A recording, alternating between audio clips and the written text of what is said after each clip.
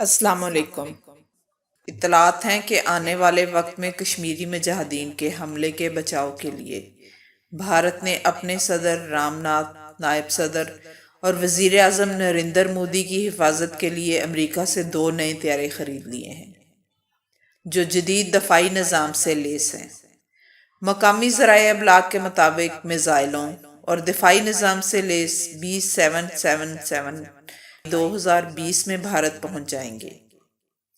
امریکہ سے خریدے گئے طیاروں کو بھارتی فضائیہ کے پائلٹس اڑائیں گے اور اس مقصد کے لیے 4 سے 6 پائلٹس کو تربیت دے دی گئی۔ طیاروں کی قیمت $190 ملین ہے۔ بیرون ملک سے منگوائے گئے طیاروں میں صرف اعلیٰ حکام ہی سفر کریں گے۔ طیاروں میں جدید دفاعی اور حفاظتی نظام نصب ہوگا۔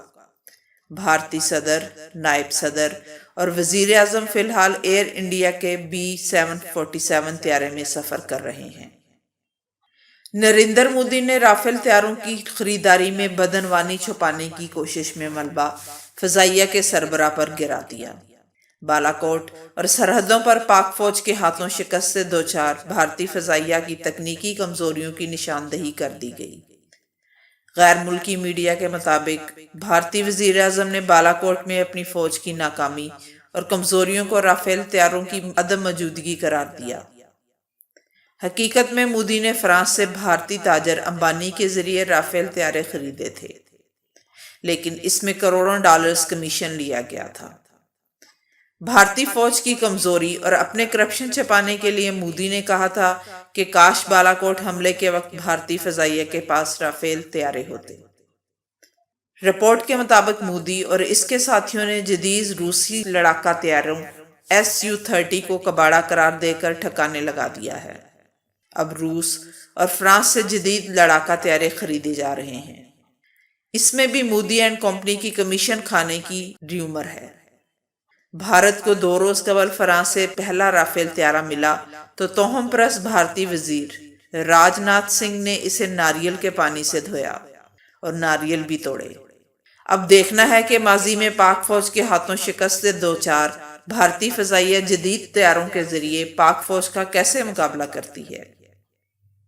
ایران کے سپریم لیڈر آیت اللہ خامنائی نے کہا ہے کہ اسلام ایٹمی ہتھیار بنانے سے منع کرتا ہے۔ تہران نے نہ کبھی جوہری ہتھیار بنائے اور نہ ہی استعمال کرنے کی کوئی خواہش کی۔ ایران کے سرکاری ٹیلی ویژن سے نشر ہونے والے ایران سپریم لیڈر کے ایک بیان کے مطابق انہوں نے کہا کہ ایٹمی اسلحہ تیار کرنا اور اسے ذخیرہ کرنا مذہبی طور پر حرام ہے۔ ان کا کہنا تھا کہ ایران کے پاس جوہری ٹیکنالوجی تو ہے، لیکن اس نے خود کو جوہری ہتھیاروں کی تیاری سے ہمیشہ ہی دور رکھا ہے۔ آیت اللہ خامنائی نے کہا کہ تہران حکومت اپنے خلاف ان الزامات کو ہمیشہ سے مسترد کرتی آئی ہے کہ اس نے کبھی کوئی ایٹم بم بنانے کی کوشش یا خواہش کی تھی۔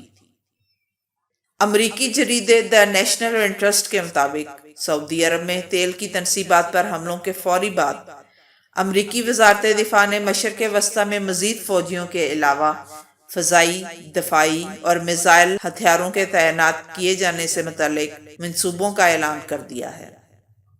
ان میں پیٹریاٹ میزائل بیٹری، ریڈار اور 200 فوجی شامل ہیں۔ یہ اقدام ایرانی جارحیت کا جواب دینے کے لیے امریکہ کی تازہ ترین کوشش کا مظہر ہے۔ امریکی جوائنٹ چیف آف سٹاف کا کہنا تھا کہ 14 ستمبر کے حملوں کے بعد سعودی عرب نے امریکی مدد کی باقاعدہ درخواست کی تھی۔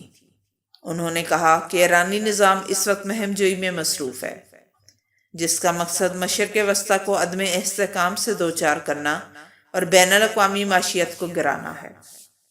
بقول ان کے کہ حملے میں استعمال کیے جانے والے ہتھیار ایرانی ساختہ تھے۔ رواں ہفتے برطانیہ، فرانس اور جرمنی بھی سعودی تیل کی تنصیبات پر حملوں کے حوالے سے ایران کو ملامت کا نشانہ بنانے والوں میں شامل ہو گئے تھے۔ ایرانی جارحیت میں اضافے کے اندیشے کے سبب امریکی وزارت دفاع کی جانب سے مشرق وسطیٰ میں MPQ-64 ریڈار بھی نصب کیا جا رہا ہے، جو ایکس بینڈ پر کام کرتا ہے۔ یہ فضائی دفاعی ریڈار 360 ڈگری کی کوریج کرتا ہے اور اس کا دائرہ کار 75 کلومیٹر تک ہے۔ اس طرح پینٹاگون نے تھرمل میزائل سسٹم تھاڈ کی بھی منظوری دے دی ہے۔ یاد رہے کہ تھاڈ میزائل شکن سسٹم کا شمار امریکہ کے جدید ترین دفاعی نظاموں میں ہوتا ہے۔ پیٹریاٹ میزائل سسٹم 14 ستمبر کو ہونے والے حملے کو روکنے سے قاصر رہا۔ اس کے امریکہ کئی بہانے تراش رہا ہے کہ پیٹریاٹ میزائل کا ریڈار سسٹم محدود دائرہ کار میں کام کرتا ہے، وسیع رینج میں کام نہیں کر سکتا۔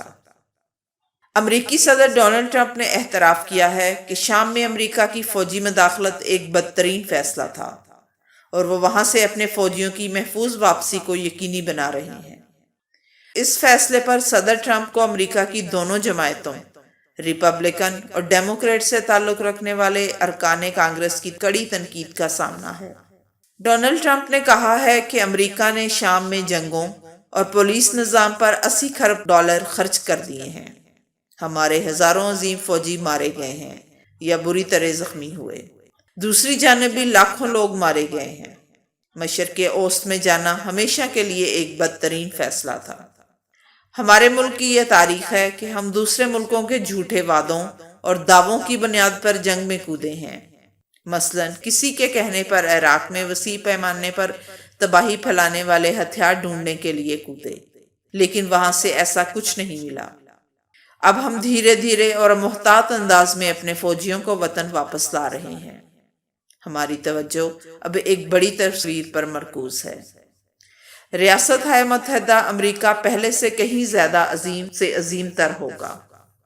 ٹرمپ کے اس بیان پر آخر میں صرف میں یہی کہوں گی، آپ نے عظیم تر اور کیا ہونا ہے؟ طالبان نے آپ کو پہلے ہی عظیم سے عظیم تر کر دیا ہے۔ اب باقی دھلائی آپ کی سعودی عرب ایران سے کروائے گا۔